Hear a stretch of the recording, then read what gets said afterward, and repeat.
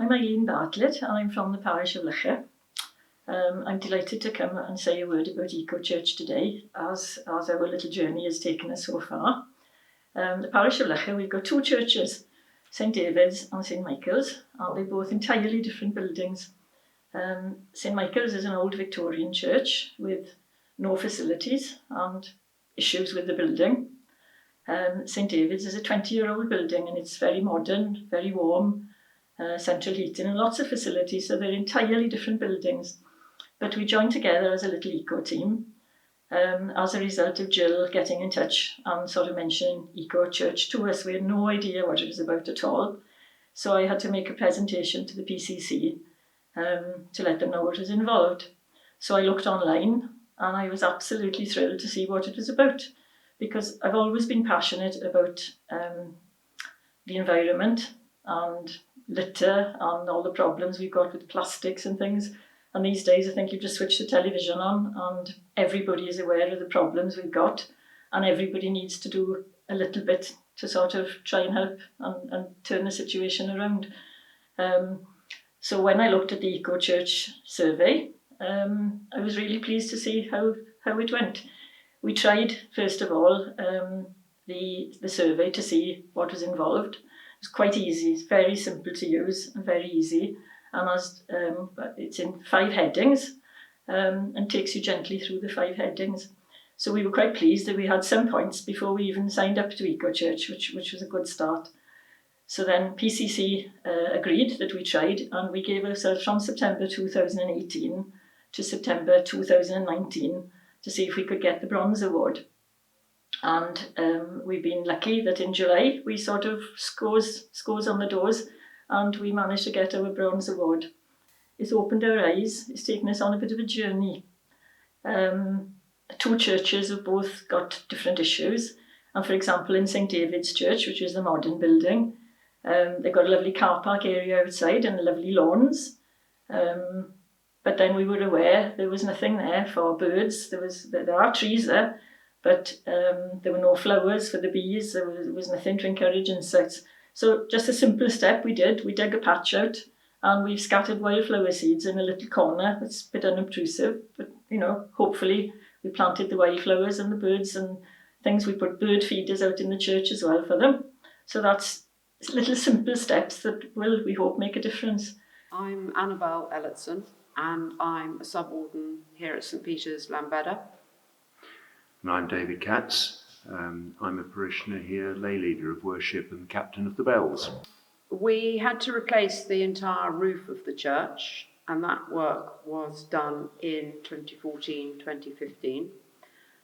The decision was made at the same time, because we were being encouraged towards running our churches more efficiently and ecologically, to put solar panels along the south-facing side of the valley on the roof. Because we've got 2 naves, we've got 2 roofs with a valley in between.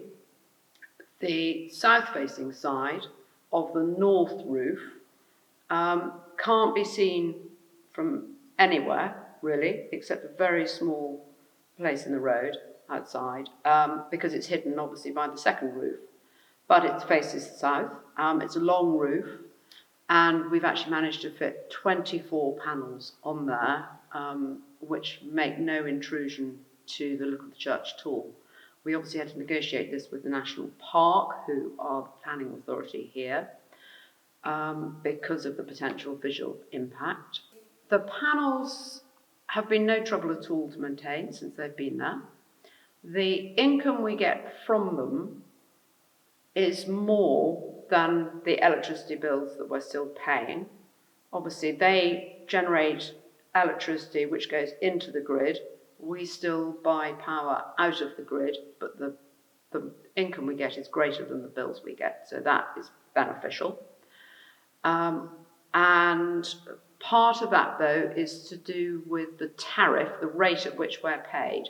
That I know changed very badly, reduced, very soon after we fitted the panels. Actually, that was quite a problem when we were fitting them, because we had to get the panels connected and commissioned sooner than the progress of the roof replacement would have allowed otherwise. So it did affect the way we replaced the roof, but we have very good builders, it was all fine in the end. We would like to install a Swift colony box in the belfry where we have open louvers. The problem is that we also have a colony of lesser horseshoe bats which need to be protected, and we've coexisted with these bats for many, many years. They're good old friends of ours. Nationally, the swift population has declined, we think largely because of the loss of nesting sites in old houses where the soffits have been replaced with plastic. And this would give us a really good opportunity to add to the local species.